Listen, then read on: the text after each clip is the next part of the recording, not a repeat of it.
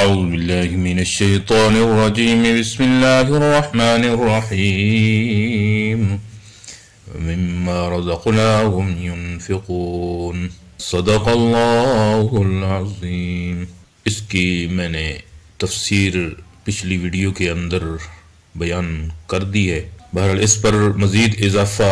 لفظ مما نے کر دیا، جس کے معنی یہ ہیں کہ ہمارے دیے ہوئے مال کو بھی پورا خرچ نہیں کرنا بلکہ اس کا کچھ حصہ خرچ کرنا ہے، یعنی کہ مما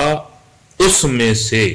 رزقناہم جو ہم نے ان کو رزق دیا خرچ کرتے ہیں، یعنی کہ صرف اس میں سے کچھ حصہ اللہ کے راستے کے اندر خرچ کرنا ہے۔ یہاں پر متقین کی صفات کا بیان کرتے ہوئے اول ایمان بالغیب کا ذکر فرمایا گیا،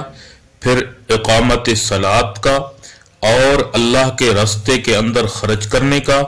ایمان کی اہمیت تو سب کو معلوم ہے کہ وہی اصل الاصول ہے اور سارے اعمال کی مقبولیت کا دار و مدار ہے، لیکن جب ایمان کے ساتھ اعمال کا بیان کیا جائے تو اس کی فہرست طویل اور فرائض واجبات کی تعداد زیادہ ہو جاتی ہے۔ یہاں یہ سوال پیدا ہوتا ہے کہ اعمال میں صرف دو عمل یعنی نماز اور انفاق مال کا ذکر کیا گیا، یعنی اس میں کیا راز ہے کہ صرف ان دونوں ذکر کیا، نماز کا ذکر کیا اور اللہ کے راستے کے اندر خرچ کرنے کا ذکر کیا، تو اس میں کیا راز ہے؟ اس میں غالباً اس طرف اشارہ ہے کہ جتنے اعمال انسان پر فرض یا واجب ہیں ان کا تعلق یا انسان کی ذات اور بدن سے ہے یا اس کے مال سے ہے۔ بدنی اور ذاتی عبادات میں سب سے اہم نماز ہے، اس کا ذکر کرنے پر اتفاق کیا، اور مالی عبادات سب کی سب لفظ انفاق میں داخل ہے، یعنی مالی عبادات جتنی بھی ہیں، زکوٰۃ ہے، خیرات ہے، صدقات ہے، عشر ہے، جو بھی ہے وہ مال کے اندر داخل ہے۔ اس لیے در حقیقت یہ تنہا دو اعمال کا ذکر نہیں بلکہ تمام اعمال اور عبادات اس کی ضمن میں آ گئے، اور پوری صورت کے یہ معنی ہو گئے کہ متقین وہ لوگ ہیں جن کا ایمان بھی کامل ہے اور عمل بھی کامل ہے، اور ایمان و عمل کے مجموعے کا نام ہی اسلام ہے۔ گویا کہ اس آیت میں ایمان کی مکمل تعریف کے ساتھ اسلام کے مفہوم کی طرف بھی اشارہ ہو گیا، اس لیے مناسب معلوم ہوا کہ اس جگہ اس کی وضاحت کر دی جائے کہ ایمان اور اسلام میں کیا فرق ہے۔ تو لغت میں یعنی کسی چیز کی دل سے تصدیق کرنے کا نام ایمان ہے، اور اسلام اطاعت اور فرمانبرداری کا نام ہے، یعنی ایمان کی جگہ دل ہے اور اسلام کی جگہ بھی دل ہے، لیکن شرعاً ایمان بغیر اسلام کے اور اسلام بغیر ایمان کے معتبر نہیں، لیکن اللہ اور اس کے رسول کی محض دل سے تصدیق کر لینا اس وقت تک معتبر نہیں جب تک کہ زبان سے اس کی تصدیق کا اظہار اور اطاعت و فرمانبرداری کا اقرار نہ کرے۔ اسی طرح زبان سے تصدیق کا اظہار یا فرمانبرداری کا اقرار اس وقت تک معتبر نہیں جب تک کہ دل میں اللہ اور اس کے رسول کی تصدیق نہ کرے۔ خلاصہ یہ ہوا کہ لغت کے اعتبار سے ایمان اور اسلام الگ الگ مفہوم رکھتے ہیں، اور قرآن و حدیث میں اسی لغوی مفہوم کی بنا پر ایمان اور اسلام میں فرق کا ذکر بھی ہے، مگر شرعاً ایمان بغیر اسلام کے اور اسلام بغیر ایمان کے معتبر نہیں۔ جب اسلام یعنی ظاہری اقرار و فرمانبرداری کے ساتھ دل میں ایمان نہ ہو تو اس کو قرآن کی اصطلاح میں نفاق کا نام دیا گیا ہے، یعنی منافق ہے وہ شخص جو زبانی طور پر تو دل اسلام کا اقرار کرتا ہے لیکن اندر اس کی ایمان نہیں ہے، اس کو کھلے کفر سے زیادہ شدید جرم قرار دیا گیا ہے، یعنی اس کو کھلے کفر سے زیادہ شدید جرم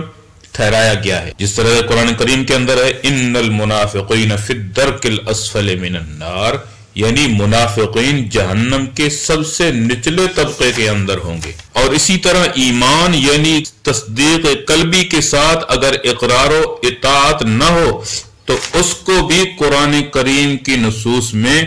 کفر ہی قرار دیا ہے۔ ارشاد ہے یعرفونہ کما یعرفون ابناءہم، یعنی کہ یہ کفار حضور صلی اللہ علیہ وسلم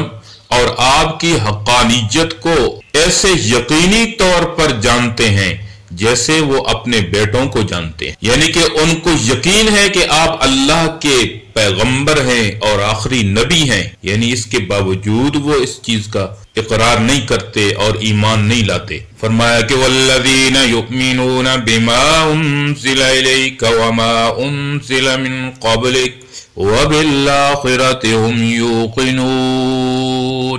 وہ لوگ جو ایمان لائے اس چیز کے ساتھ جو اتاری گئی ہے پیغمبر تیری طرف، وما انزل من قبلک، اور جو اتاری گئی آپ سے پہلے، وبالآخرۃ هم یوقنون،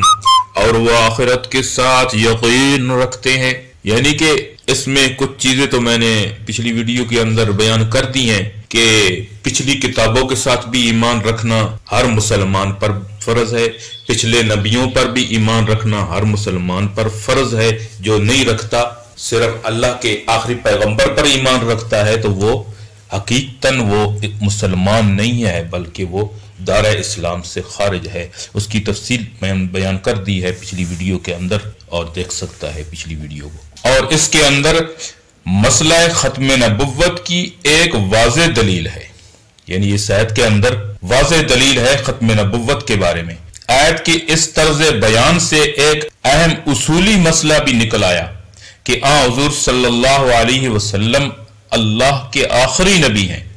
اور آپ کی وحی آخری وحی ہے، کیونکہ اگر قرآن کریم کے بعد اور اس کتاب کے بعد اور کوئی کتاب یا وحی بھی نازل ہونے والی ہوتی تو جس طرح اس آیت میں پچھلی کتابوں اور وحی پر ایمان لانا ضروری قرار دیا گیا، اسی طرح آئندہ نازل ہونے والی کتاب اور وحی پر ایمان لانے کا ذکر بھی ضروری ہوتا، بلکہ اس کی ضرورت زیادہ تھی، کیونکہ تورات، زبور، انجیل، تمام سابقہ کتابوں پر ایمان لانا تو پہلے سے جاری اور معلوم تھا۔ اگر حضور صلی اللہ علیہ وسلم کے بعد بھی سلسلہ وحی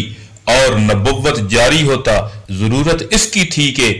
اس کتاب اور نبی کا ذکر زیادہ اہتمام سے کیا جاتا جو کہ بعد میں آنے والے ہوں، تاکہ کسی کو اشتباہ نہ رہے، یعنی کہ جو نبی بعد میں آنے والا ہے اس کا ذکر بڑے اہتمام کے ساتھ کیا جاتا۔ مگر اللہ کے قرآن کے اندر جہاں ایمان کا ذکر ہے، مگر قرآن مجید میں جہاں ایمان کا ذکر کیا تو حضور صلی اللہ علیہ وسلم سے پہلے نازل ہونے والی وحی اور تمام انبیاء کا ذکر فرمایا، بعد میں آنے والی کسی وحی یا نبی کا کہیں قطعاً ذکر نہیں ہے۔ پھر صرف اسی آیت میں نہیں بلکہ قرآن کریم میں یہ مضمون اول سے آخر تک مختلف مقامات میں 40-50 آیتوں میں آیا ہے، اور سب میں حضور صلی اللہ علیہ وسلم سے پہلے انبیاء، پہلی وحی، پہلی کتابوں کا ذکر ہے، لیکن کسی ایک آیت میں اس کا اشارہ تک نہیں کہ آئندہ بھی کوئی نبی یا کوئی وحی آنے والی ہے جس پر ایمان لانا فرض اور ضروری ہے۔ اللہ رب العزت ہمیں ایسے دجال قسم کے لوگوں سے اللہ رب العزت ہمیں محفوظ رکھے جو کہ نبوت کا دعویٰ کرتے رہے ہیں اور کرنے کی کوشش کر رہے ہیں۔ اللہ رب العزت ہمیں ان سے محفوظ رکھے۔ وما علینا الا